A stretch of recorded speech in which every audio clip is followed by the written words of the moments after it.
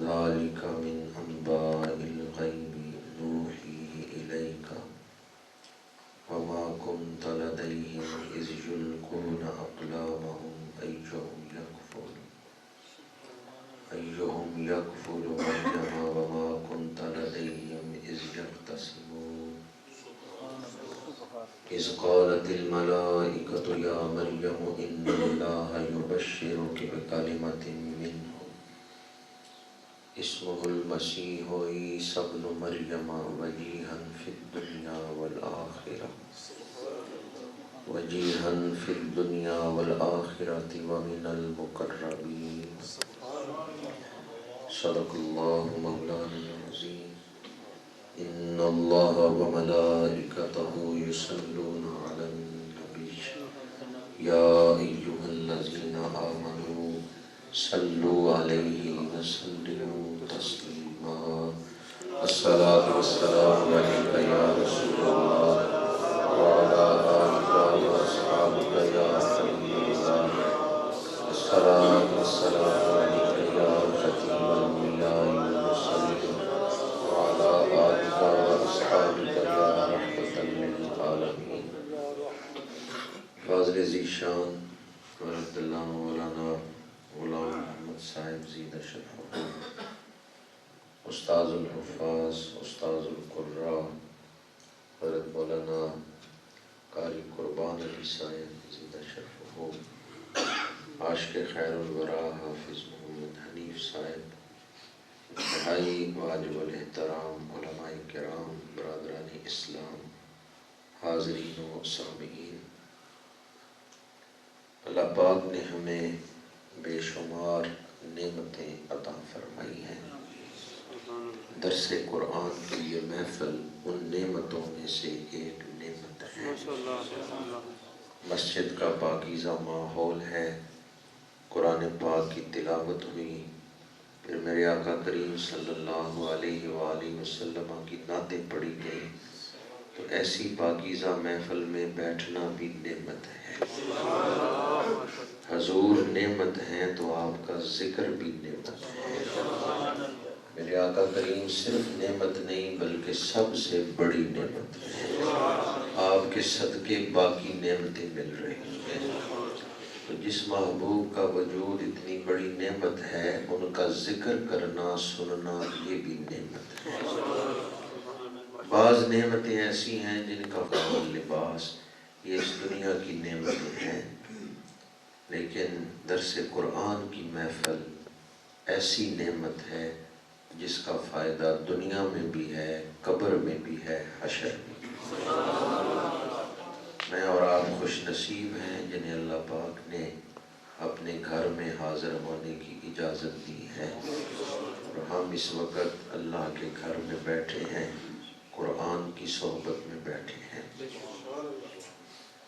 حضرت علامہ غلام محمد صاحب زیدہ شرفہ نے بڑی محبت کا اظہار فرمایا ہے۔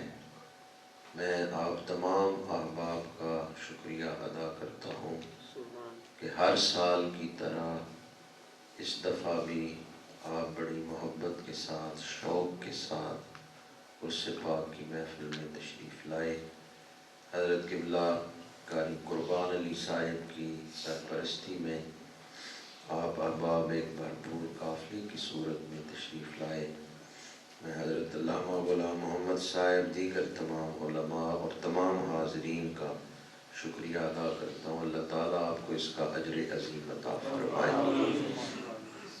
درس قرآن پاک کے تسلسل کو سامنے رکھتے ہوئے میں نے 2 آیات پڑھی ہیں، ورنہ آج 26ویں رات ہے رجب کی۔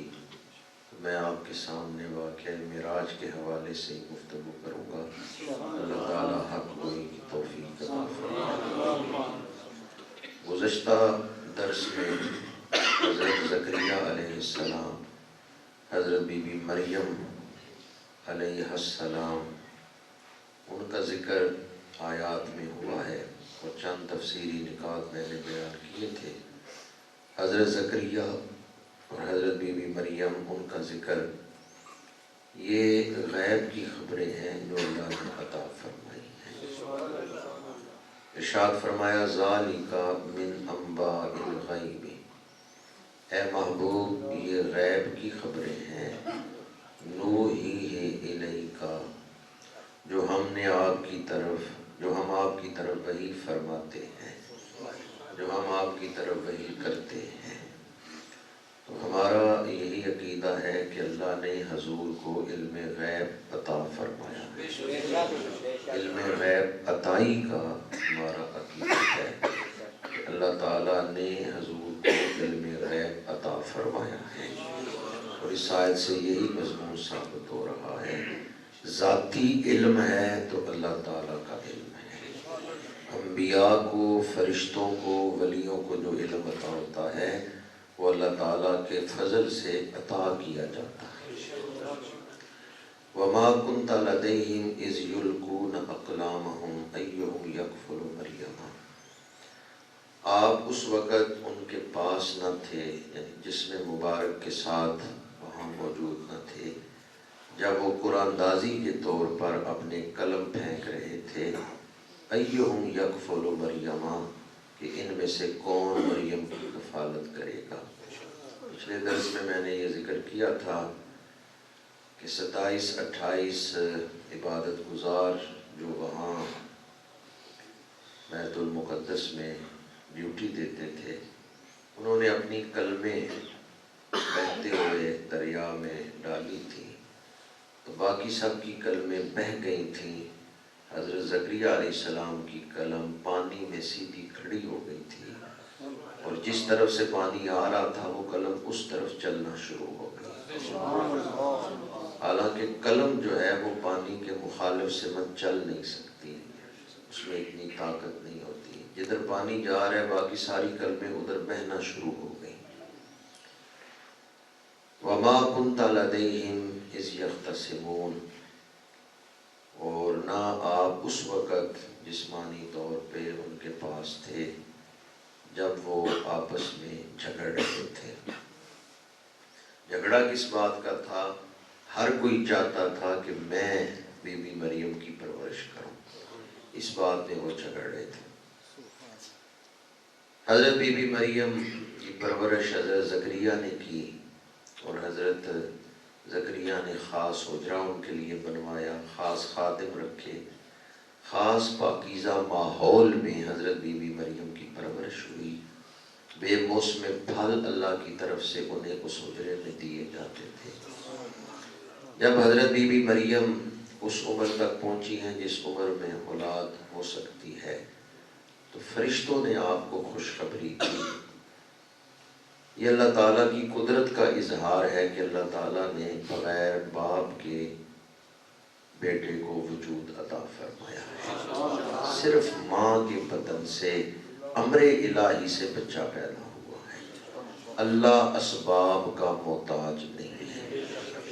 اذ قالت الملائکۃ یا مریم ان اللہ یبشرک بکلمۃ منہ، جب فرشتوں نے کہا اے مریم بے شک اللہ تمہیں اپنے پاس سے ایک کلمہ خاص کی بشارت دیتا ہے، اسمہ المسیح عیسیٰ ابن مریم، اس کا نام مسیح عیسیٰ بن مریم ہوگا۔ مسیح کا لفظ مسا سے ہے، مسا کہتے ہیں ہاتھ ٹچ کرنا، ہاتھ پھیرنا، مسیح یعنی ہاتھ ٹچ کر کے مرض کو دور کر دینے والا۔ مریض کے بدن پہ ہاتھ پھیرتے ہیں، مرض دور ہو جاتا ہے۔ نہ دوائی دی ہے، نہ دم کیا ہے، صرف ہاتھ پھیرا ہے۔ یہ آپ کا لقب ہے مسیح، یعنی مسا کر کے بیماریاں دور کر دینے والے۔ آگے آپ کا ذاتی نام بیان ہوا ہے عیسیٰ ابن مریم، عیسیٰ بن مریم، کیونکہ آپ کے والد تو ہے نہیں، ورنہ والد کا نام عرب میں چلتا ہے، یا اس دور میں جو انداز تھا والد کا نام ہی چلتا تھا، عمر بن خطاب، عثمان بن عفان، باپ کا نام چلتا ہے، لیکن آپ کے چونکہ باپ نہیں ہے، والدہ ہی ہے، تو اس لیے آپ کا نام والدہ سے منسوب ہوا عیسیٰ ابن مریم۔ وجیہن فی الدنیا والآخرہ، وجیہن وہ قدر والے ہیں، منزلت والے ہیں، شان والے ہیں، وجاہت والے ہیں، دنیا میں بھی اور آخرت میں بھی۔ وَمِنَ الْمُقَرَّبِينَ، اور اللہ کے خاص قرب یافتہ بندوں میں سے۔ بعض لوگوں نے ماضی قریب میں اس پر کتابیں لکھی کہ اللہ کی بارگاہ میں نبی اور ولی جو ہیں انہوں نے جانوروں کے نام لکھ کے کہا کہ ان کی طرح بھی حیثیت نہیں رکھتے، جبکہ قرآن کی آیت بتا رہی ہے کہ حضرت عیسیٰ وجاہت والے ہیں، قدر و منزلت والے ہیں، دنیا میں بھی اور آخرت میں بھی۔ وَمِنَ الْمُقَرَّبِينَ، اور اللہ کے خاص قرب یافتہ بندوں میں سے۔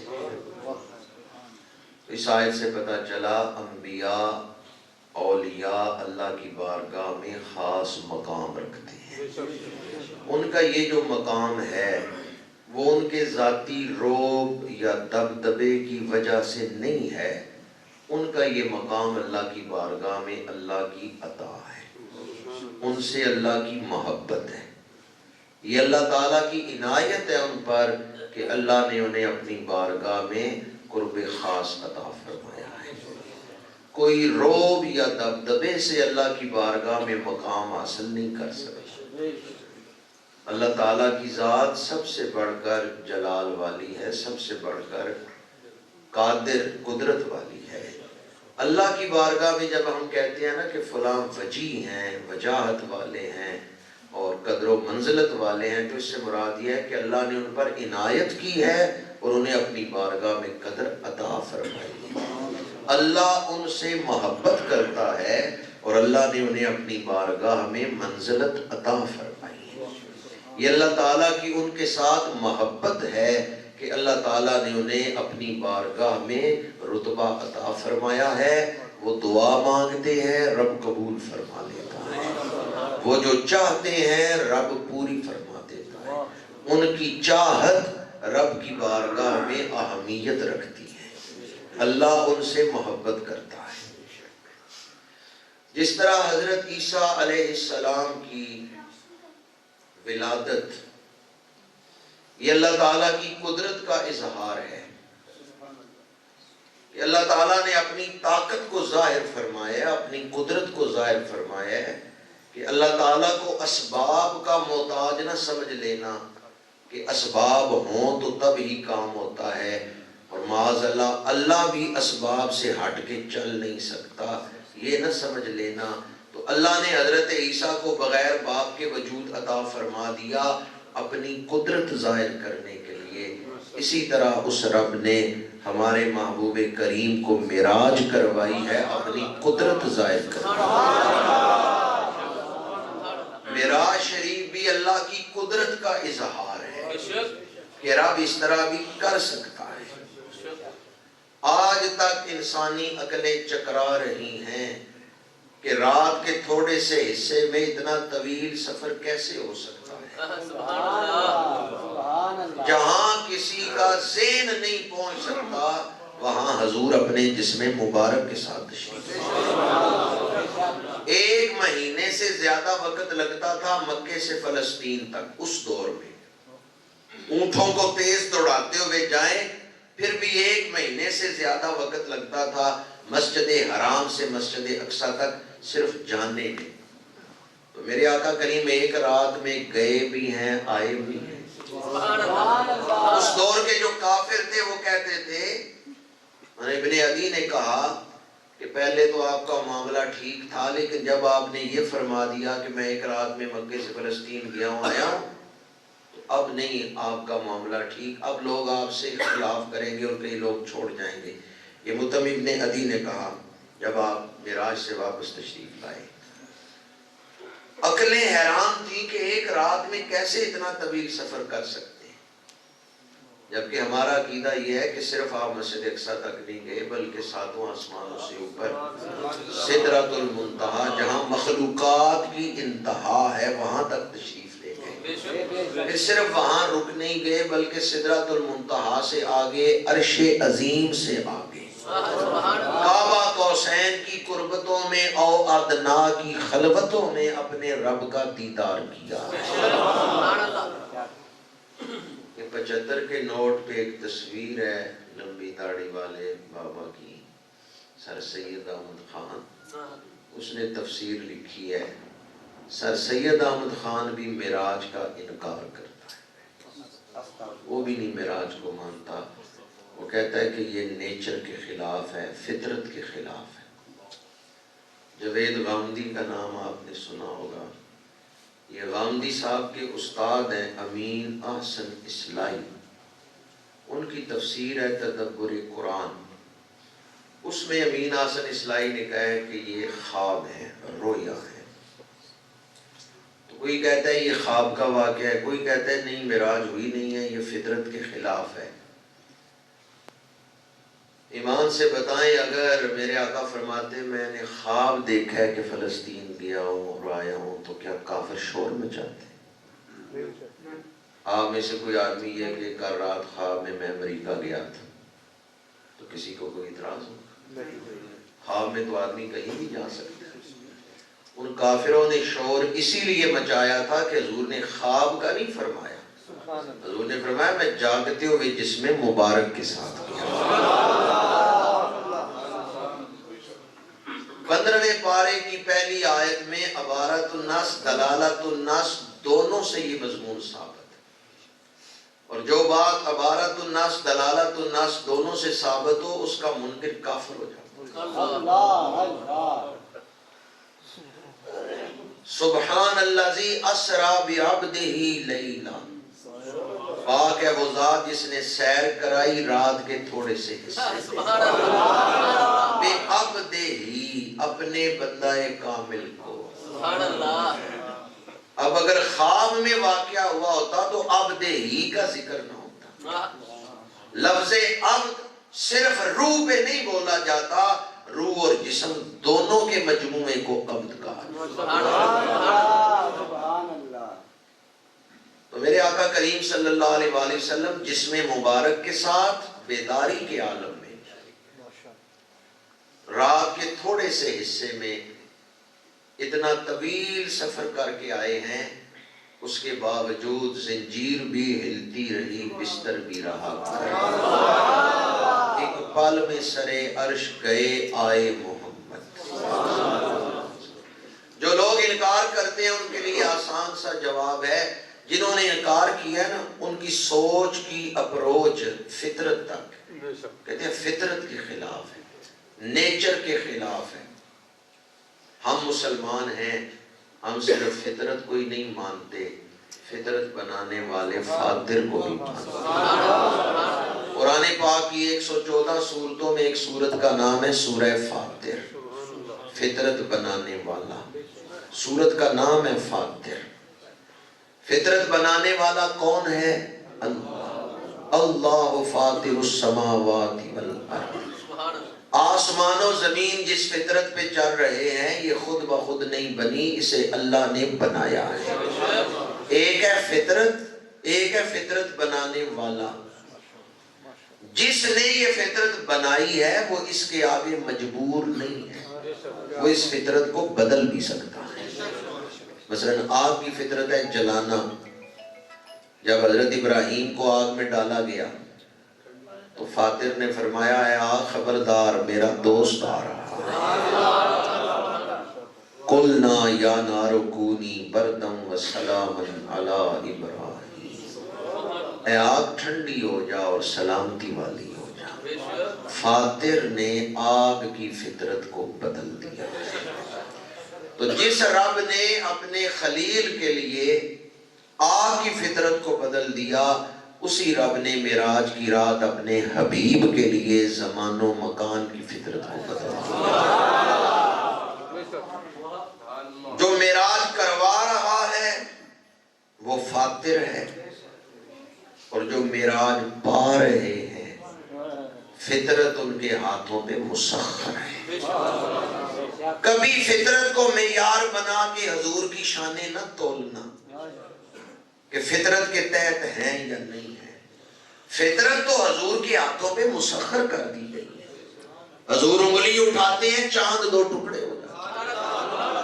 دعا کے لیے ہاتھ اٹھاتے ہیں ڈوبا ہوا سورج واپس عصر کے وقت پہ آ جاتا ہے. مشیزے میں ہاتھ رکھتے ہیں 5 انگلیوں سے پانی کی نہریں جاری ہو جاتی ہیں. دشمن کی بند مٹھی میں کنکریوں سے کلمہ پڑھا لیتے ہیں. درخت کو حکم دیتے ہیں, درخت زمین سے جڑیں نکال کے حضور کی طرف دوڑنا شروع ہو جاتا ہے. ایک کافر نے کہا اگر فلان درخت دوڑ کے آئے نا آپ کے پاس تو میں مانوں گا آپ اللہ کے نبی ہیں. یہ مطالبہ خلاف فطرت تھا, کیونکہ درخت نہیں دوڑتے زمین پر, درخت تو جم کے کھڑے رہتے ہیں.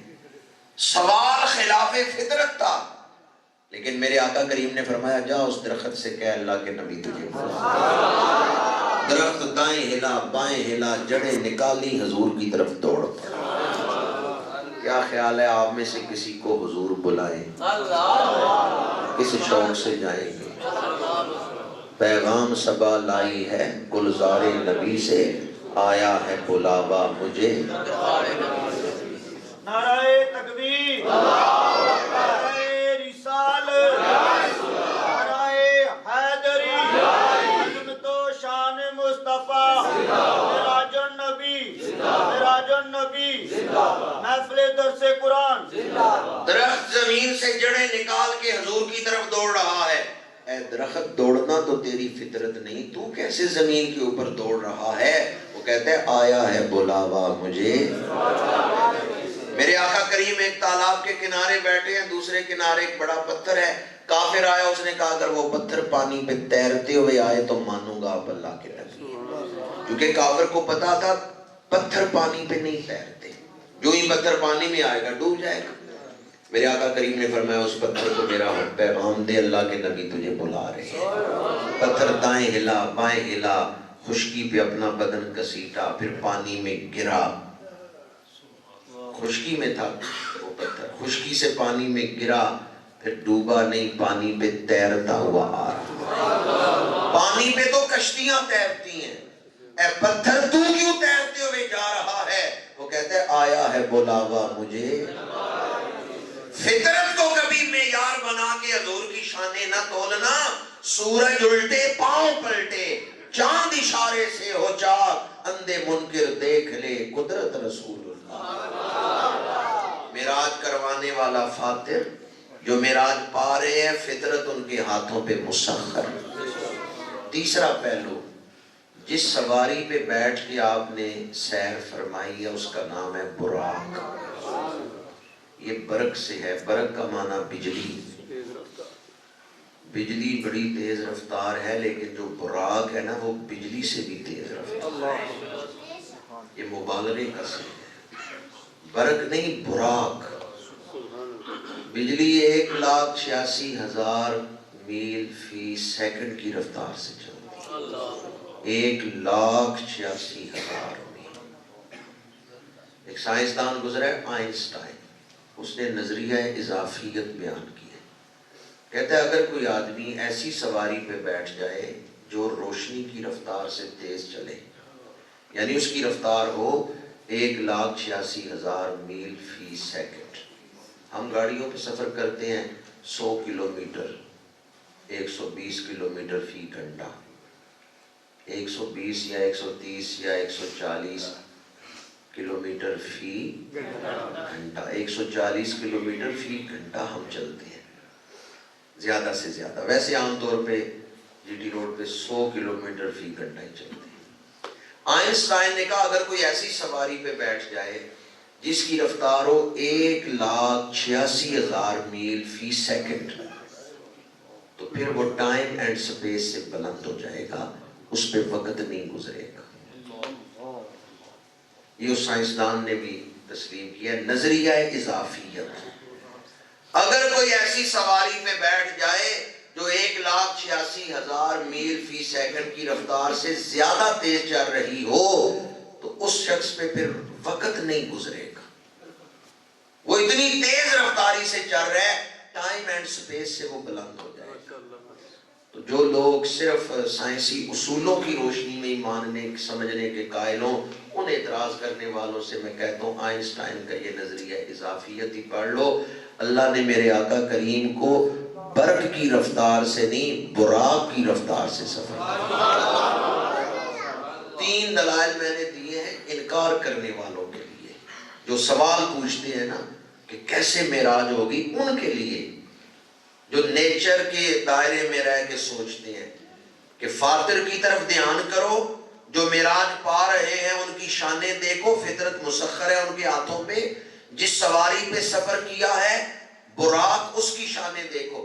یہ ان اعتراض کرنے والوں کا جواب ہے، ورنہ ہم سارے یہاں جو بیٹھے ہوئے ہیں ہم تو حضرت صدیق اکبر کے غلام بیٹھے ہوئے ہیں۔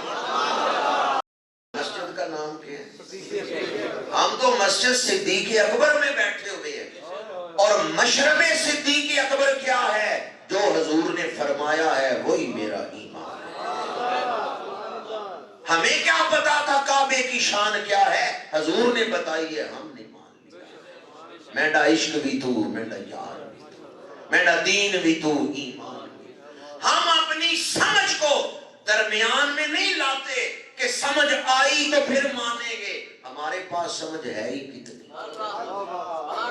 مشرب صدیق اکبر یہ ہے، سمجھ آئے نہ آئے حضور نے جو فرمایا ہے سچ فرمایا۔ ابو جہل نے جب جا کے حضرت صدیق اکبر کو دام تصویر میں پھنسانا چاہا کہ میں ان کے ایمان کو آج اغوا کر لوں گا، گمراہ کرنا چاہا، ابو جہل نے حملہ کیا حضرت صدیق اکبر کے ایمان پر، کہا اگر کوئی کہے میں راتوں رات مکے سے فلسطین گیا ہوں، آیا ہوں، ایک ہی رات میں سفر کیا ہے، مان لو گے؟ فرمایا نہیں مانوں گا۔ اس نے کہا کوئی کہے، فرمایا نہیں مانوں گا۔ اس نے کہا پکے رہنا، یہی بات تمہارے نبی نے کہی ہے۔ حضرت صدیق اکبر نے ایک لمحہ تاخیر نہیں کی، دوسرے ہی لمحے فرمایا وَإِنْ قَالَ قَدْ صَدَقَ، اگر اللہ کے رسول نے یہ فرمایا ہے میں تصدیق کرتا ہوں، انہوں نے سچ فرمایا۔ میڈا عشق بھی تو، میڈا یار بھی تو، میڈا دین بھی تو، میڈا دین بھی تو۔ سنت صدیق اکبر کو یہاں بیٹھ کے زندہ کریں، ہماری عقل ہے ہی کتنی، ہم مانتے ہیں حضور نے جو فرمایا۔ آج سے 500 سال پہلے اگر کوئی یہ دعویٰ کرتا کہ یہ ایک ایسی سواری بنائی جا رہی ہے جس میں 500 آدمیوں کو بٹھا کے 12,000 فٹ بلندی پہ فضا میں سفر کریں گے اور 5 گھنٹوں میں لاہور سے جدے پہنچ جائیں گے، تو لوگ مان لیتے ہیں۔ کہتے ایسی سواری کیسے بن سکتی ہے؟ اونٹ اتنے تیز نہیں جا سکتے، گھوڑے نہیں جا سکتے کہ 5 گھنٹوں میں لاہور سے جدے پہنچ جائیں۔ کیسی بیوقوفی والی باتیں کر رہے ہو؟ آج سے 500 سال پہلے لوگ اس دعوے کو نہیں مانتے، آج مان رہے ہیں یا نہیں؟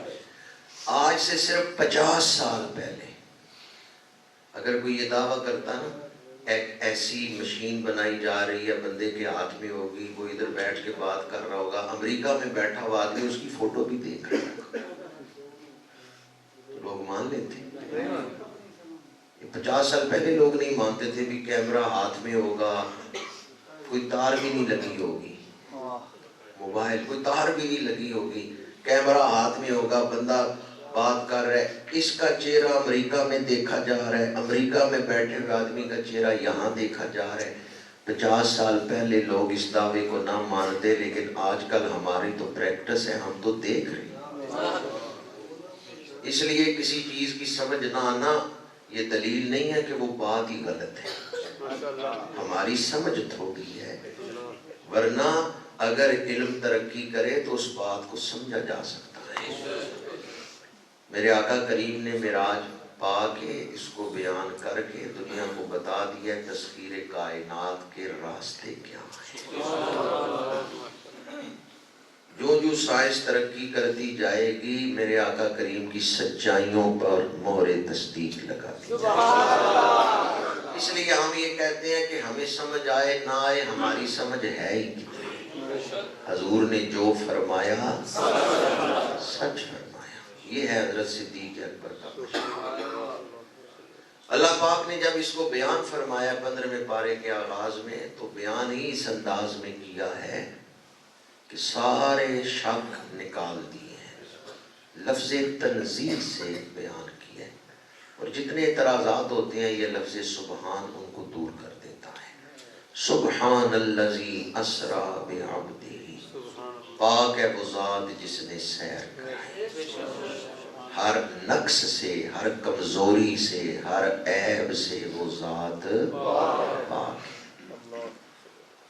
اللہ زی بڑے ہیں لیکن سبحان اللہ زی ایک ہی۔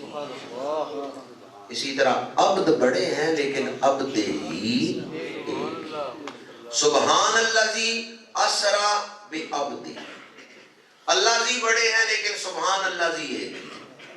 عبد بڑے ہیں لیکن عبد ہی ایک ہی۔ وہ بھی بے مثال ہے، یہ بھی بے مثال ہے، وہ بھی لا شریک ہے، یہ بھی لا شریک ہے، وہ بھی بے عیب ہے، یہ بھی بے عیب ہے۔ فرق صرف یہ ہے وہ بنانے میں بے عیب ہے، یہ بننے میں بے عیب ہے۔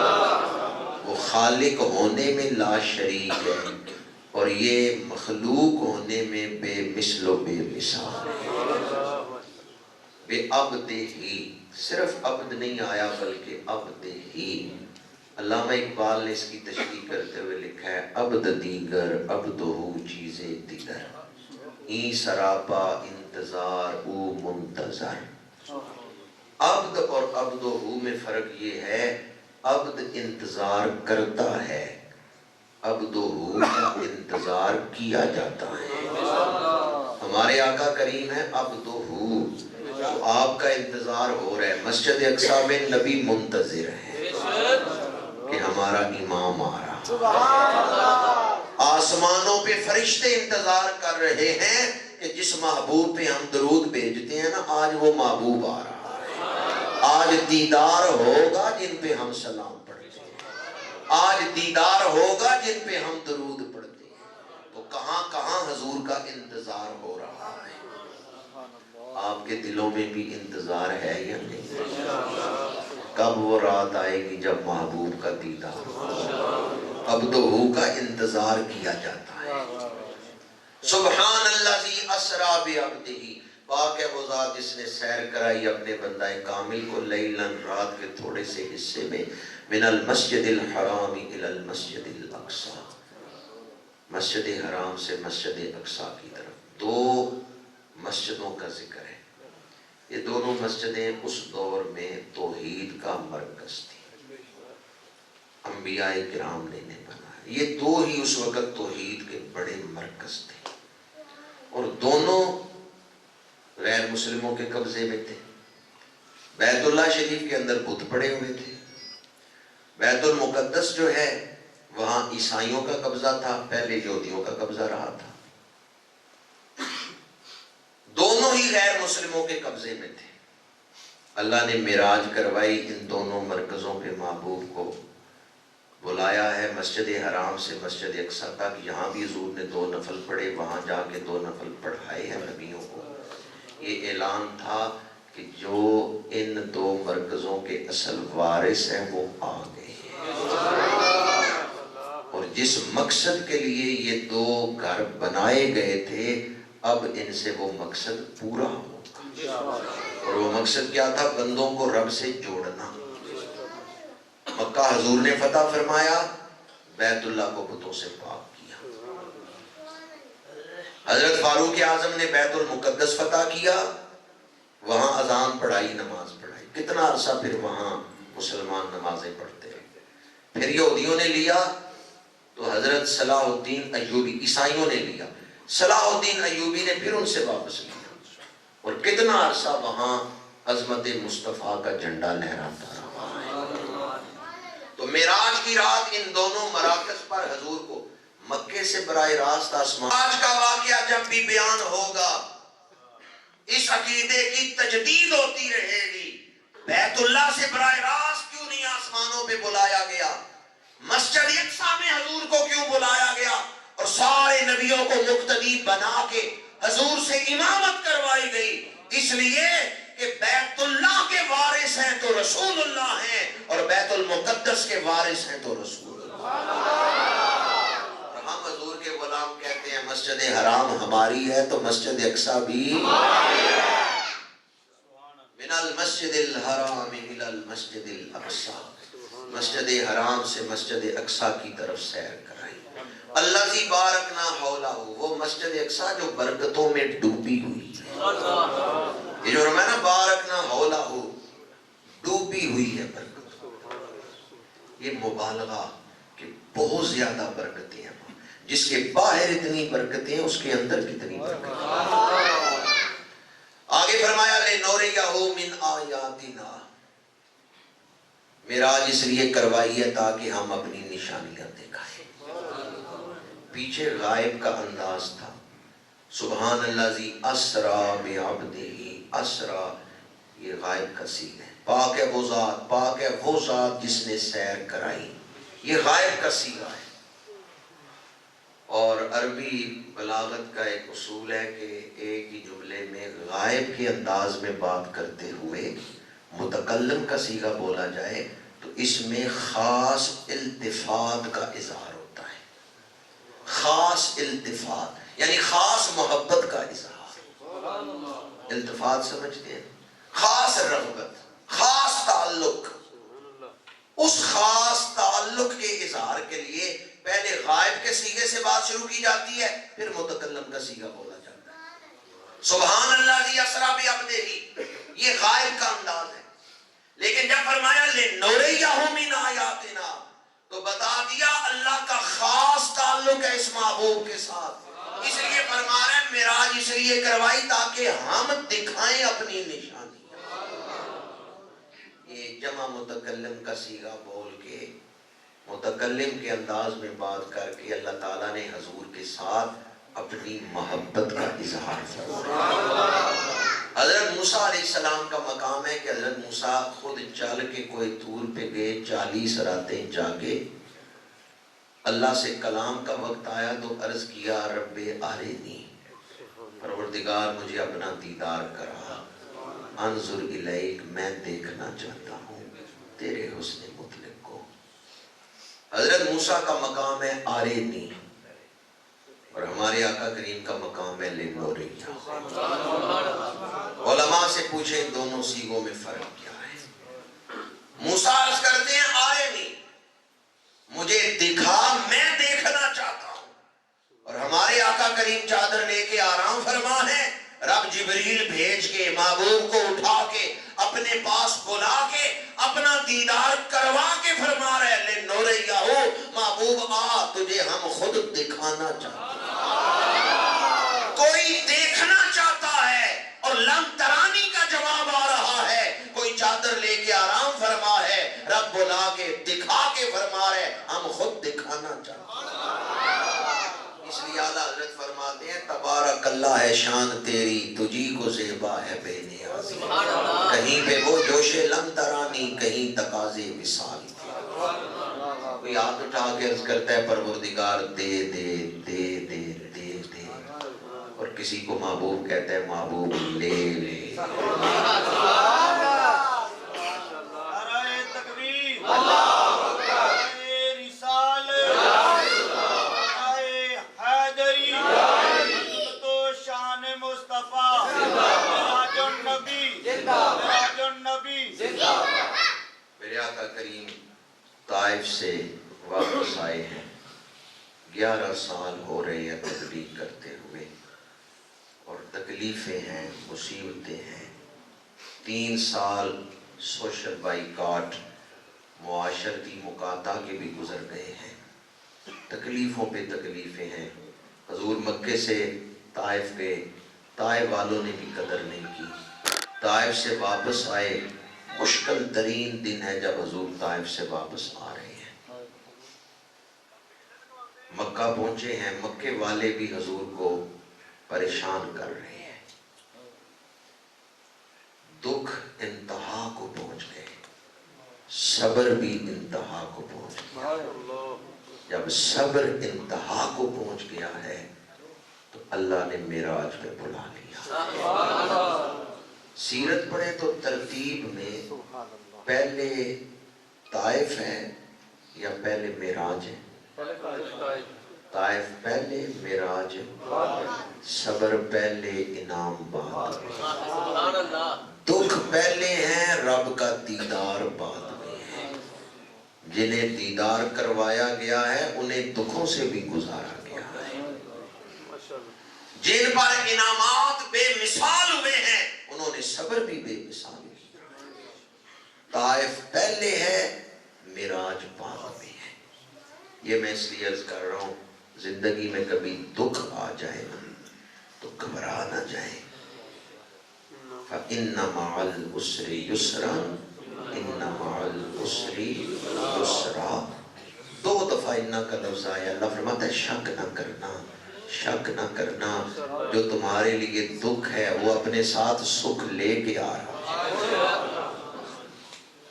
لبنان سے ایک عرب شیخ تشریف لائے، شیخ دکتور عبدالرزاق الرفائی۔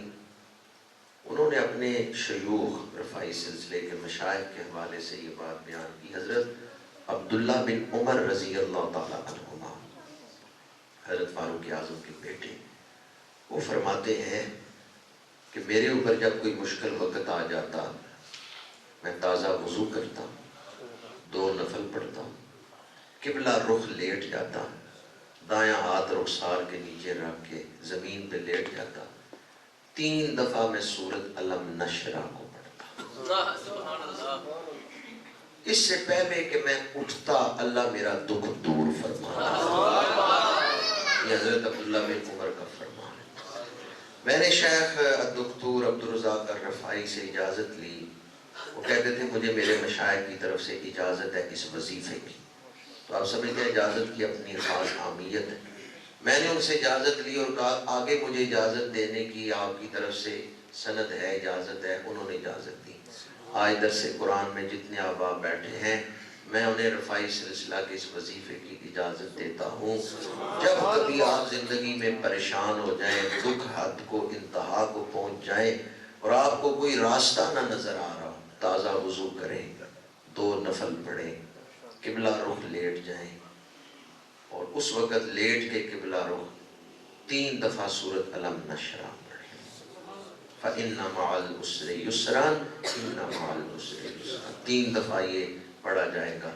اس کے بعد دعا کریں میں تیرا عاجز بندہ ہوں، تو میری مدد فرما۔ حضرت عبداللہ بن عمر رضی اللہ تعالیٰ عنہما فرماتے ہیں کہ میں جب یہ وظیفہ کرتا تھا، ابھی میں اس وظیفے سے فارغ نہیں ہوتا تھا، رب میری پریشانی کو دور فرما۔ دکھ پہلے ہے، انعام، صبر پہلے ہے اور رب کا دیدار بعد میں۔ اس لیے کبھی دکھوں سے گھبرا کے مایوس نہ ہو جائیں۔ اگر دکھوں میں ہمارا فائدہ نہ ہوتا، اخروی فائدہ نہ ہوتا، اللہ کبھی ہمیں دکھوں میں ڈالتا ہی نہ۔ دکھوں میں بھی ہمارا ہی نفع ہے، ہمارا ہی اخروی فائدہ ہے۔ جنہ دکھاں وچ دل بر راضی تے سکھ انہاں تھی بارے، دکھ قبول محمد بخشا راضی رہن۔ میرے آقا کریم طائف سے واپس تشریف لائے، حضرت ام ہانی کے گھر آرام فرما ہے۔ اللہ تعالیٰ نے حضرت جبریل امین سے فرمایا براق لو، ہزاروں فرشتوں کی بارات لو، زمین پہ اترو اور میرے محبوب کو معراج پہ آنے کی دعوت دو۔ جبریل امین نے جنت سے سواری لی ہے، ہزاروں فرشتوں کو ساتھ لیا ہے۔ آسمان کے وہ راستے جن سے حضور نے گزرنا ہے وہ سجانے کا حکم دے رہے ہیں۔ فرشتے ایک دوسرے سے پوچھتے ہیں فلک پھر کیوں سجایا جا رہا ہے؟ جبریل کہتے ہیں محمد کو بلایا جا رہا ہے۔ فرشتوں کے لیے خوشی کی رات ہے، فرشتوں کے لیے عید کا سماں ہے کہ جس محبوب پہ ہم درود پڑھتے ہیں آج ان کا دیدار ہوگا۔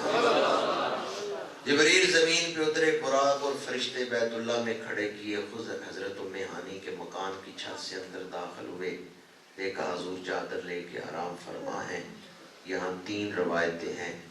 ایک روایت تو یہ ہے کہ حضرت جبریل امین نے نہیں اٹھایا، حضور خود اٹھ کے بیٹھ گئے۔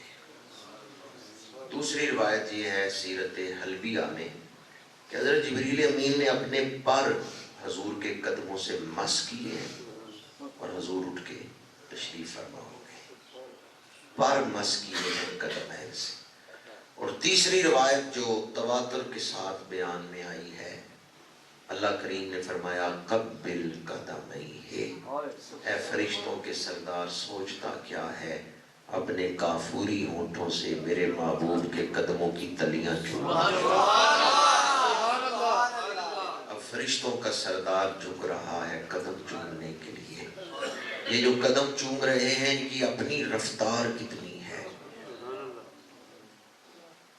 میرے آقا کریم نے فرمایا میرے 2 وزیر آسمانوں میں 2 زمین میں، یہ ترمذی شریف کی حدیث، آسمانوں کے وزیر جبرائیل و میکائیل، زمین کے وزیر ابو بکر و عمر۔ جبریل امین جھک رہے ہیں حضور کے قدم چومنے کے لیے، ان کی اپنی رفتار کتنی ہے۔ وادی منع میں حضرت اسماعیل کی گردن پہ چھری رکھ دی گئی، حضرت ابراہیم چھری پھیرنے لگے، اللہ کریم نے فرمایا جبریل جا چھری کے نیچے سے اسماعیل کو نکال کے جنتی تنبا رکھ دیا۔ 1 سیکنڈ میں حضرت ابراہیم علیہ السلام کے چھری پھیرنے سے پہلے جبریل زمین پہ پہنچ گئے اور جناب اسماعیل کو نکال کے تنبا رکھ دیا ہے۔ 1 سیکنڈ میں 7 آسمانوں سے اوپر ہے، دوسرے لمحے وادی منع میں۔ معراج کی رات حضور کے قدموں کا بوسہ لے کے جبریل زبان حال سے یہ کہہ رہے ہیں یا رسول اللہ میرے پروں کی بڑی طاقت پرواز ہے، پر جو آپ کے قدموں کی رفتار ہے وہ میرے پروں کی طاقت نہیں۔ میں چومتا ہوں ان قدموں کو کہ جو ان قدموں کی طاقت ہے وہ میرے پروں کی طاقت نہیں ہے۔ 14 طبقیں تم ماں جس دی سیر دیاں، کون کرے گا ریساں اس دے پیر دیاں۔ 14 طبقیں تم ماں جس دی سیر دیاں، کون کرے گا ریساں اس دے پیر دیاں۔ شیخ عبدالحق محدث دہلوی رحمۃ اللہ تعالیٰ علیہ نے مدارج النبوت میں اپنے شیخ موسیٰ گیلانی رحمۃ اللہ علیہ کا ذکر کیا ہے، حضور کا حلیہ جہاں بیان کیا ہے وہاں قدموں کا ذکر کرتے ہوئے کہتے ہیں میرے شیخ جن کی میں بیعت ہوں حضرت موسیٰ گیلانی، ان کے پیر بڑے سونے تھے۔ یہ عظیم محدث ہیں شیخ عبدالحق محدث دہلوی، انہوں نے مدارج النبوت میں لکھا ہے، کہتے ہیں میرے شیخ کے پیر اتنے سونے تھے کہ جو ان کے قدم دیکھتا تھا نظر نہیں ہٹتی، دل کرتا تھا ان کے قدم دیکھتے ہیں۔ تو پھر فرماتے ہیں اتنی صدیاں گزرنے کے بعد امام حسن کی اولاد میں ایک سید زادے کے قدم اتنے سونے ہیں تو خود رسول اللہ کے قدم کتنے سونے ہیں۔ یا اللہ جو اس پہ سبحان اللہ کہ اسے حضور کے قدموں کا بوسہ آتا ہے۔ 14 طبقیں تم ماں جس دی سیر دیاں، کون کرے گا ریساں اس دے۔ میرے آقا کریم صلی اللہ علیہ وآلہ وسلم کے قدموں کو چومنے سے کوئی مزہ آیا ہوگا یا نہیں؟ نہ جنت نہ جنت کی کلیوں میں دیکھا مزہ جو محمد کی کلیوں میں دیکھا۔ کھائی قرآن خاک گزر کی قسم اس کفے پا کی حرمت پہ لاکھوں سلام۔ میرے آقا کریم اٹھ کے تشریف فرما ہوئے، حضرت جبریل امین نے اللہ تعالیٰ کی طرف سے سلام پیش کیا، معراج میں آنے کی دعوت دی، حضور تیار ہوئے، مسجد حرام میں آئے، بیت اللہ شریف کا طواف کیا، حتیم میں لیٹ گئے، یہاں شک صدر ہوا، سینہ چاک ہوا، یہ مسلم شریف میں حدیث ہے، معراج کی رات سینہ چاک ہوا، آپ فرماتے ہیں میرا سینہ چاک کیا گیا، میں دیکھ رہا تھا، دل نکال کے سونے کی تھالی میں رکھا گیا، میں دیکھ رہا تھا، دل چیرا گیا، میں دیکھ رہا تھا، دل کو غسل دیا جا رہا ہے، میں دیکھ رہا تھا، دل سینے سے باہر سونے کی تھالی میں رکھا ہوا ہے اور حضور فرماتے ہیں میں دیکھ رہا ہوں، چپ کر بہر علی کے تھے جا نہیں پاؤں۔ ہماری زندگی دل کی دھڑکن کی محتاج ہے لیکن حیات النبی دل کی دھڑکن کی محتاج ہے۔ دل کو جو غسل دیا گیا ہے کوئی نامناسب چیز نہیں ہے جس کو دھونا ہے، حضور کا دل تو پہلے ہی سب سے پاک دل ہے۔ کبھی کبھی غسل دیا جاتا ہے برکت حاصل کرنے، جیسے غسل کعبہ، تو کعبہ تو پہلے ہی پاک ہے، صرف غسل دیا جاتا ہے، پانی لگ جائے گا نا دیواروں سے تو پانی برکت والا ہے۔ حضور کے قلب اقدس کو اگر آب زمزم سے غسل دیا گیا ہے تو زمزم کی شان بڑھانے کے لیے، اور اگر جنتی پانیوں سے غسل دیا گیا ہے تو جنتی پانی کی شان بڑھانے کے لیے۔ اس پانی کو نسبت ہے قلب مصطفیٰ سے۔ شک صدر سے فارغ ہوئے، براق پیش کیا گیا، حضور براق پہ سوار ہو رہے ہیں، ارد گرد فرشتے کھڑے درود و سلام پڑھ رہے ہیں۔ باغ عالم میں باد بہاری چلی، سرور انبیاء کی سواری چلی، یہ سواری سوئے ذات باری چلی، ابر رحمت اٹھا آج کی رات ہے۔ روٹ کون سا اختیار کیا گیا؟ جبریل امین نے عرض کیا یا رسول اللہ یہ نخلستانوں کی سرزمین، یہاں آپ ہجرت کے بعد تشریف لائیں گے، یہاں قیام فرمائیں گے، یہاں آپ کا روزہ بنے گا۔ میرے آقا کریم نے مدینہ منورہ میں 2 نفل ادا کیے۔ پھر حضرت شعیب علیہ السلام کے مکان پہ مدین تشریف لائے، وہاں نوافل پڑھے۔ پھر حضرت عیسیٰ علیہ السلام کی جائے ولادت پہ بیت اللحم میں نوافل پڑھے، یہ مسند بزار میں ذکر ہے۔ پھر آپ مصر کی سرزمین سے گزرے، فرمایا مررت علی موسیٰ لیلۃ اسری بی عند الکثیب الاحمر وہو قائم یصلی فی قبرہ، میں نے دیکھا حضرت موسیٰ اپنی قبر میں کھڑے ہیں اور نماز ادا فرما رہے ہیں۔ حضور ایک جہان سے دوسرے جہان میں دیکھ لیتے ہیں، جہانوں کی دیواریں حضور کی نگاہ کے آگے رکاوٹ نہیں، ایک جہان سے دوسرے جہان میں دیکھ سکتے ہیں۔ سواری فضا سے گزر رہی ہے اور آپ دیکھ رہے ہیں حضرت موسیٰ قبر میں کھڑے ہیں، تو حضور ایک جہان سے دوسرے جہان میں، اسی کو ہم حاضر ناظر کہتے ہیں۔ حضور نماز پڑھا رہے ہیں، قدمین آگے کیے، ہاتھ بلند کیے، پھر ہاتھ نیچے کیے، قدم پیچھے کر لیے، نماز سے فارغ ہوئے تو صحابہ نے عرض کیا یا رسول اللہ صلی اللہ علیہ وسلم آج نماز میں آپ نے ہاتھ کیوں بلند فرمائے؟ فرمایا میں نماز پڑھا رہا تھا، جنت میرے سامنے، انگوروں کا گچھا پسند آیا، توڑنے کے لیے ہاتھ بڑھایا، لیکن امر ربی اور حکمت ربی یہ ہے کہ میں نہ توڑوں، تو میں نے ہاتھ پیچھے کر لیے۔ اس دوران دوزخ کا مشاہدہ کیا، قدم پیچھے کر لیے۔ کسی صحابی نے انکار نہیں کیا کہ یا رسول اللہ زمین پہ کھڑے ہو کے جنتی گچھے کیسے توڑ سکتے ہیں؟ کسی نے انکار کیا ہے؟ صحابہ کا عقیدہ ہے حضور زمین پہ کھڑے ہو کے جنتی گچھے توڑ سکتے ہیں۔ اسی کو ہم حاضر و ناظر کہتے ہیں کہ ایک جہان سے دوسرے جہان میں حضور دیکھ لیتے ہیں۔ نفوس قدسیہ ایک جگہ موجود ہو کر دوسری جگہ میں جو تصرف کر لیتے ہیں، یہ ہے حاضر ناظر کا عقیدہ۔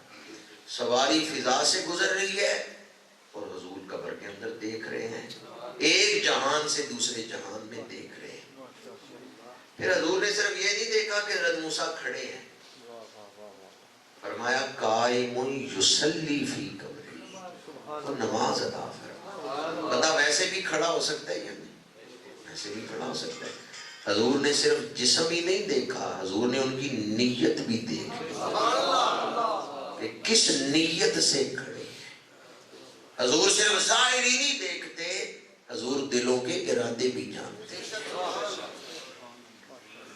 حضرت موسیٰ قبر میں نماز پڑھ رہے ہیں، پتہ چلتا ہے نماز میں کوئی لذت ہے کہ نبی قبروں میں جا کے بھی نماز نہیں چھوڑتے۔ قبر میں نماز فرض نہیں ہے، فرض دنیا میں ہی ہے، لیکن پتہ نہیں نماز میں کیا چیز ہے کہ نبی قبروں میں جا کے بھی نمازیں پڑھ رہے ہیں۔ اللہ ہمیں بھی وہ لذت عطا فرمائے۔ میرے آقا کریم مسجد اقصیٰ پہنچے، انبیاء استقبال کے لیے کھڑے ہیں اور سلام پڑھ رہے ہیں، السلام علیکہ یا اول، السلام علیکہ یا آخر، السلام علیکہ یا حاشر۔ حضور پہلی صف میں کھڑے ہوئے، آپ خود امامت کے مصلی پہ نہیں گئے۔ حضرت جبریل نے عرض کیا یا رسول اللہ صلی اللہ علیہ وسلم جس جماعت میں آپ ہو کسی نبی کی جرت نہیں کہ امامت کرائے۔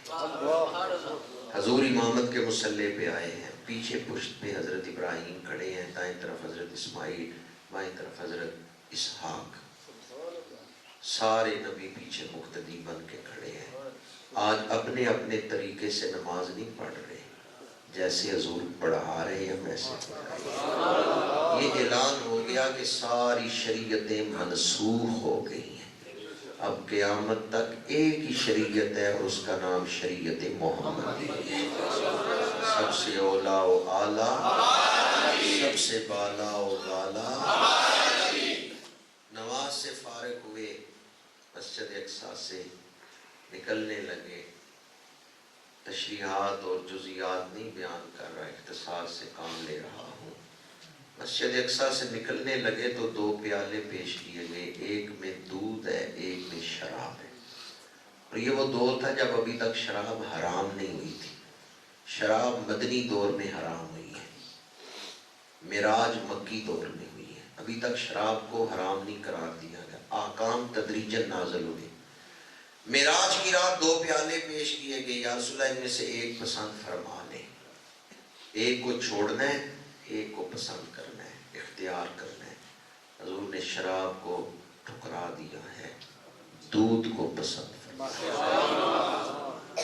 جس مشروب نے آئندہ حرام ہونا ہے، حضور نے پہلے ہی اس کو ناپسند فرمایا۔ اس سے پتہ چلتا ہے حضور کی طبیعت پاک ہے، حضور کی طبیعت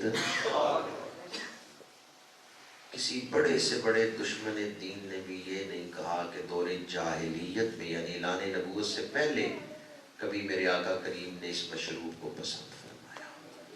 حضور کی طبیعت پاک ہے، ہر وہ چیز حضور نے پسند کی ہے جو پاک ہے، حلال ہے، اور جو ناپاک ہے اسے حضور نے پہلے ہی ناپسند کیا۔ اللہ نے اپنے محبوب کو پہلے ہی بچا کے رکھا ہے۔ نعرہ تکبیر، نعرہ رسالت، نعرہ حیدری، شان مصطفیٰ، تاج النبی، درس قرآن۔ یہ 2-3 دن پہلے کی بات ہے، ایسے کل کی اخبار میں یہ خبر آئی ہوئی تھی، میرے پاس موجود ہے، کل کی مختلف اخباروں میں یہ خبر موجود ہے۔ سینٹ میں ایک سینیٹر نے یہ آواز اٹھائی ہے کہ پاکستان میں روزانہ 2 کروڑ کی شراب استعمال ہو رہی ہے۔ یہ 2 کروڑ کی شراب وہ ہے جس کا پرمٹ جاری ہے، جو حکومت کی اجازت سے ہے۔ ویسے جو شراب پی جا رہی ہے وہ اس کے علاوہ ہے، جو کسی حساب کتاب میں نہیں۔ یہ 2 کروڑ کی تو وہ ہے جو حکومت باہر سے آنے والے مہمانوں کو خود پلا رہی ہے۔ مہمان آتے ہیں نا، ان سے قرضہ بھی لینا ہے، 100 معاملات ہیں، تو ان کے ہاں تو اس کو عام مشروب سمجھا جاتا ہے، تو ہمارے ٹیکسوں سے جو شراب پلائی جا رہی ہے پاکستان کے مہمانوں کو، 2 کروڑ کی شراب روزانہ، تو مہینے میں کتنے پیسے جی 60 کروڑ روپے کی صرف شراب پاکستان پلا رہا ہے، جس کا پرمٹ جاری ہے، جو اجازت سے پی جا رہی ہے۔ اس درس قرآن میں بیٹھے ہوئے مسلمان اعلان براءت کرتے ہیں اور مطالبہ کرتے ہیں ہمارے ٹیکس کے پیسوں سے مہمانوں کو شراب نہ پلائی جائے۔ کیا آپ اس کی تائید کرتے ہیں؟ وہ سینیٹر نے یہی آواز اٹھائی ہے، کل کی اخبار میں موجود ہے۔ اس سینیٹر نے یہی آواز اٹھائی ہے سینٹ کے فلور پر، اس نے کہا ملک کے حالات دیکھو، پیسے پیسے کی بھیک مانگ رہے ہو اور ایک مہینے میں 60 کروڑ کی شراب پلا رہے ہو۔ اس نے کہا یہ پرمٹ واپس کرو، یہ احکامات منسوخ کرو۔ عوام بیچاری کو تو پتہ ہی نہیں ہے کہ ہمارے پیسوں میں سے 60 کروڑ روپیہ ماہانہ لگ رہا ہے صرف سرکاری مہمانوں کو شراب پلانے۔ تو ہم اس بات پہ راضی نہیں ہیں، ہم مسلمان ہیں، ہم مطالبہ کرتے ہیں کہ یہ جو خلاف اسلام خرچ ہے اس کو بند کیا جائے۔ شراب عقل پہ پردہ ڈال دیتی ہے، شراب بری موت کا سبب بنتی ہے۔ فقہ کی کتابوں میں ہے کہ جو آدمی توبہ نہ کرے، شراب پیتا رہے یا کوئی اور نشہ کرتا رہے، وہ نشے میں ہو، اسرائیل آ جائے روح لے لے، بندہ نشے میں ہے، موت کا وقت آ گیا ہے، اندیشہ ہے بے ایمانوں کے مرے گا، ایمان سلب ہو جائے گا۔ ہمارے پاس سب سے بڑی دولت تو ایمان ہے، تو وہ کتنا برا مشروب ہے جو ہم سے ایمان ہی چھین لے، جس کی وجہ سے ہمارا خاتمہ ہی خراب ہو جائے۔ اس لیے آپ سب تو بچے ہوئے ہیں، لیکن اپنے ماحول تک یہ پیغام پہنچائیں کہ ہر قسم کے نشے سے بچنا ضروری ہے۔ نشہ بری موت کا سبب بن جاتا ہے۔ عقل انسان کے لیے وجہ امتیاز ہے، جانوروں سے انسان ممتاز ہے، اس کی ایک وجہ عقل بھی ہے۔ شراب عقل پہ پردہ ڈال دیتی ہے، عقل کی وجہ سے فرق ہوتا ہے، یہ ماں ہے، یہ بہن ہے، یہ بیٹی ہے۔ جب عقل پہ پردہ پڑ گیا تو ماں بیٹی کا فرق ختم ہو گیا۔ شراب کے نشے میں بے حیائی کے دروازے، کتنے قتل ایسے ہیں جو نشے کی وجہ سے ہوتے ہیں۔ قاتل نشے میں ہوتا ہے اور وہ قتل کر دیتا ہے۔ کتنے ڈاکے ایسے ہیں، چوریاں ایسی ہیں جو اس نشے کی وجہ سے ہو رہی ہیں۔ یہ نشہ صرف ایک برائی نہیں، یہ کئی برائیوں کی ماں ہے۔ من عرف نفسہ فقد عرف ربہ، جو اپنے آپ کو پہچان لے گا وہی اپنے رب کو پہچانے گا۔ اقبال کہتے ہیں اپنے من میں ڈوب کر پا جا سراغ زندگی۔ آج کا کالج یونیورسٹی میں پڑھنے والا پروفیسر، لیکچرار یا طالب علم یہ تو جانتا ہے کہ کون سی دو گیسیں ملیں تو پانی بنتا ہے، وہ پانی کے فارمولے کو جانتا ہے، کن گیسوں کے ملنے سے کس ترتیب سے ملیں تو پانی بنتا ہے، لیکن وہ یہ نہیں جانتا کہ میں خود کیسے بنا ہوں۔ انسان کے اندر کون سی چیزیں ہیں، ایک ہے جسم اور ایک ہے اس کا باطن۔ باطن میں 7 مخلوقات ہیں، ان میں سے ایک ہے نفس۔ وہ جو 7 مخلوقات ہیں نا انسان کے اندر، ان میں سے ایک ہے نفس۔ ان 7 کے کمبینیشن سے روح جو ہے وہ بنتی ہے، ان میں سے ایک ہے نفس۔ نفس اگر ہے امارہ تو وہ آگ ہے، وہ آپ کو دوزخ کی طرف لے کے جا رہے ہیں۔ لیکن اگر نفس ہے مطمئنہ تو پھر وہ رحمت ہے، ٹھنڈک ہے، پھر وہ آپ کو جنت کی طرف لے کے جا رہا ہے۔ جس انسان کا دل کرتا ہے نا ڈرامے دیکھنے کو، گانے سننے کو، یا برائی کی طرف کشش ہے، اس کے نفس کے اندر آگ ہے، اس کا نفس ناری ہے۔ تو فرض ہے اس پر کہ وہ اپنے نفس کی اصلاح کرے اور اس کو نفس مطمئنہ بنائے۔ یہ جو گناہ کی کشش ہے، جیسے مقناطیس لوہے کو کھینچتا ہے نا اپنی طرف، اس طرح انسان کے اندر ایک چیز ہے جو اس کو برائی کی طرف کھینچتی ہے۔ یہ ہے نفس امارہ، یہ ہے آگ والا نفس، یہ ہے دوزخی انسان۔ 40 دن حرام رزق کھانے سے انسان کے اندر جو آگ بنتی ہے نا، کسی نامحرم عورت کے ساتھ ایک رابطے سے وہ آگ بن جاتی ہے۔ 40 دن حرام رزق کھانے سے جو آگ انسان کے نفس میں بھری جاتی ہے، کسی نامحرم عورت کی طرف ایک رابطے سے وہ آگ اس انسان کے اندر آ جائے گی۔ اس لیے جو نفس ہے اس کی اصلاح ہمارے اوپر فرض ہے۔ نماز فرض ہے، روزہ فرض ہے، حج فرض ہے صاحب استطاعت کی زندگی میں ایک دفعہ۔ اسی طرح اپنے نفس کی اصلاح کرنا بھی نفس کو مارو ورنہ نفس تمہیں مار دے گا. یہ کسی درویش کا قول ہے کہ نفس کی اصلاح کر لو، نفس کو سنوار لو ورنہ نفس تمہیں برباد کر دے گا. نفس کی اصلاح کر لو ورنہ نفس تمہیں برباد کر دے گا. حضرت سلطان باہو رحمۃ اللہ تعالی علیہ فرماتے ہیں باج فقیراں کسے نہیں ماریا، اے ظالم چور اندر تھا. ظالم چور اندر تھا. باہر سے چور آ کے گھر لوٹے تو بندہ دروازہ بند کر کے گھر بچا سکتا ہے، وہ چور ہو ہی اندر، گھر کے اندر ہی چور ہو. باج فقیراں کسے نہیں ماریا، اے ظالم چور اندر تھا. معراج بیان کرتے ہوئے میں اصلاحی گفتگو کر رہا ہوں. معراج جتنی بھی بیان کریں انتہا کیا ہے؟ حضور سدرات المنتہا سے آگے گئے، 70,000 پردے اسماء و صفات کے ان سے گزرے، اللہ کا خاص رنگ چڑھا، پھر اللہ کا دیدار ہوا. تو معراج کس چیز کا نام ہے؟ قرب خدا. قرب الہی معراج میں بیان ہوتی ہے. معراج قرب الہی کا نام ہے. جو معراج حضور کو ہوئی ہے وہ صرف حضور کے ساتھ خاص ہے، کسی اور کو نہیں ہو سکتی. وہ استعداد، وہ قابلیت صرف حضور کی ذات میں ہے. وَهُوَ بِالْأُفُقِ الْأَعْلَىٰ. اس کی تفسیر میں قاضی ثناء اللہ پانی پتی نے لکھا ہے استعداد کی سب سے بلند، استعداد کے سب سے بلند مقام پر حضور تھے. قابلیت اور استعداد کے سب سے بلند مقام پر حضور تھے جب حضور کو معراج ہوئی ہے.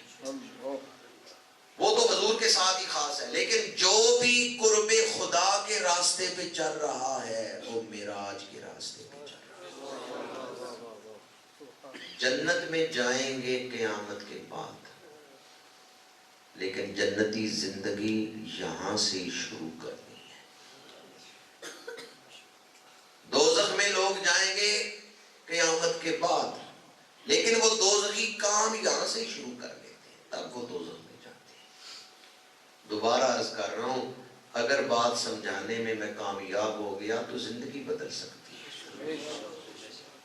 جنت دوزخ میں تو جانا ہے قیامت کے بعد، لیکن جنتی یا دوزخی زندگی شروع یہاں سے ہی ہوتی ہے، دنیا سے ہی شروع ہوتی ہے. نماز پڑھنا جنتیوں کا کام، سچ بولنا جنتیوں کا کام، ماں باپ کی خدمت کرنا جنتیوں کا کام، رزق حلال کمانا جنتیوں کا کام. جنتی زندگی شروع یہاں سے ہی کرتی ہے. ہاں جنت میں داخل تو موت کے بعد ہی ہونا ہے کہ قبر جنت کا باغ بن جائے گی یا دوزخ کا گڑھا، اور پھر حشر کے بعد وہ جو بڑی جنت ہے اس میں داخل ہوں گے. لیکن جنتی زندگی کہاں سے شروع کرنی ہے؟ آج وقت ہے تجزیہ کر لیں کہ میری زندگی کس ٹریک پہ چل رہی ہے. یہ جنتی ٹریک ہے یا دوزخی ٹریک ہے؟ یہ راستہ جنت کی طرف جاتا ہے یا یہ راستہ دوزخ کی طرف جاتا ہے؟ 5 نمازوں میں کم از کم 48 مرتبہ ایک نمازی مانگتا ہے اہدنا الصراط المستقیم. بار بار یہ سوال کرتا ہے یا اللہ ان لوگوں کے راستے پر چلا جن پر تیرا انعام نازل ہو. تو کبھی نماز کے بعد بھی سوچ لیا کریں میں کن لوگوں کے راستے پہ چل رہا ہوں، جنتیوں کے راستے پہ یا دوزخیوں کے راستے پہ. لوئے لوئے پر لے کڑیے.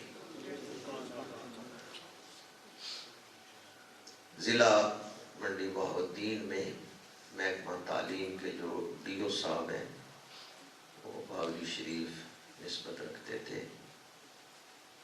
ڈسٹرکٹ ایجوکیشن افسر چودھری سلیم لنگڑیال صاحب وہ عرس پہ آئے ہوئے تھے اور سارا دن انہوں نے وہاں ہی گزارا ہے. مجھ سے ملاقات بھی ہوئی ہے، شاش بشاش خوشباش تھے. واپس گئے ہیں اپنے دفتر میں وہاں ضلع منڈی بہاؤالدین میں. کسی سے باتیں کر رہے تھے، کسی فائل پہ دستخط کروانے تھے ان سے. وہ آدمی فائل لے کے آیا ہے، کہتے ہیں لاؤ میں دستخط کرتا ہوں. فائل جو ہے وہ ٹیبل پہ ہے، وہ کرسی پہ بیٹھے ہیں روح پرواز کر. یہ اس والے دن شام کو ان کے ساتھ واقع ہوا. میں جب شام کو عشاء کے وقت مجھے پتا چلا ہے جیسے زلزلے سے زمین ہل جاتی ہے نا، میرا وجود بھی ایسے ہل گیا، ابھی تو مجھے مل کے گئے۔ میں ویسے ساری زندگی یہ بیان کرتا رہا ہوں، پر کچھ ایسے واقعات پیش آئے ہیں جنہوں نے اس چیز پر مورِ تصدیق لگائی ہے کہ سامان 100 برس کا۔ یہ 2-4 دن پہلے کا واقعہ ہے، جو میں اس والے دن کا واقعہ ہے کہ ڈیو صاحب ضلع منڈی بہاؤالدین اور سے پاک میں شامل تھے، لیکن یہاں سے واپس گئے ہیں، اپنے دفتر میں دفتری کام نپٹا رہے تھے، ہارٹ اٹیک ہوئے، سامان 100 برس کا۔ یہ نہ سوچیں میں کل فیصلہ کروں گا، پرسوں فیصلہ کروں گا کہ زندگی کیسے گزارنی ہے، میری کچھ مجبوریاں نہیں، آج ہی فیصلہ کریں کہ میں زندگی جنتیوں والے ٹریک پہ گزاروں۔ جو مجھ سے غلطیاں ہو گئی میں اللہ سے معافی مانگتا ہوں، میں آئندہ زندگی صراط مستقیم پر گزاروں گا۔ لوئے لوئے پر لے کڑیے جے تد پانڈا پرنا، شام پہی بن شام محمد کر جانتی نے ڈرنا۔ کل جو رات آ رہی ہے یہ سو کے ضائع کرنے والی رات نہیں، یہ جاگ کے کچھ حاصل کرنے کی رات ہے۔ گھر جا کے میری بہنوں بیٹیوں کو بھی بتا دیں، کل شام اپنے گھروں میں ختم دلائیں، کل رات درود شریف پڑھیں، کل رات دعائیں مانگیں، حضور کی معراج کا واسطہ دے کے دعا مانگیں۔ یا اللہ نبی ہمارے معراج والے ہوں اور ہم پستی میں ہوں، ہم ذلیل و رسوا ہوں۔ کل کی رات اپنے گھروں میں ختم بھی دلائیں، کل رات درود شریف پڑھیں اور کل رات دعائیں مانگیں۔ حضور کی معراج کا واسطہ دے کے مانگنے کی رات ہے، اپنے لیے بھی، اپنے ملک کے لیے بھی، اپنی قوم کے لیے بھی کل رات اللہ سے دعائیں مانگیں۔ مجھے امید ہے آپ میرے ان لفظوں کو دل میں جگہ دیں گے، کل رات کو آپ ضائع نہیں کریں گے۔ وآخر دعوانا الحمدللہ۔